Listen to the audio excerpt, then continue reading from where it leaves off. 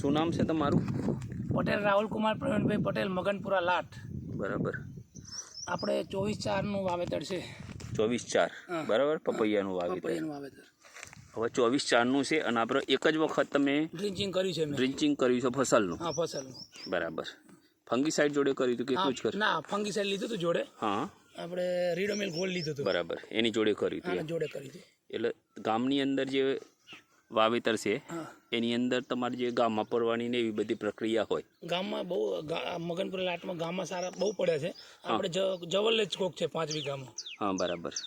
Result સારું છે. Result સારું છે ફસલનું. બરાબર. બીજા ખેડૂતો વાપરે તો શું કેવું થાય તમારું ફસલ? ના, ફસલ તો સારું જ છે. પેલા બધું વાપર્યું જ છે આપણે. બરાબર. તરબૂચમાં બધે વાપરેલું જ છે. બરાબર. લોકો બીજી પ્રોડક્ટ વાપરે એના કરતા ફસલ કેવું? ફસલ સારું છે ને કિંમતમાં પણ વ્યવસ્થિત છે એમ. ના, બરાબર છે. કિંમત તો બરાબર છે, સમજી લો. આપણે જેટલી લેવી હોય એટલી લઈ શકીએ. પણ આ તો એમ કહું છું કે બીજા કરતા બીજી પ્રોડક્ટો મોંઘી વાપરતા હોય ને આપણી સસ્તી વાપરે. રિઝલ્ટ તો છે ફસલનું. એવું એમ ને? આ જોઈ લો તારા. હા, એનું પરિણામ ઊંચું છે ને? ઊંચું પરિણામ એકદમ.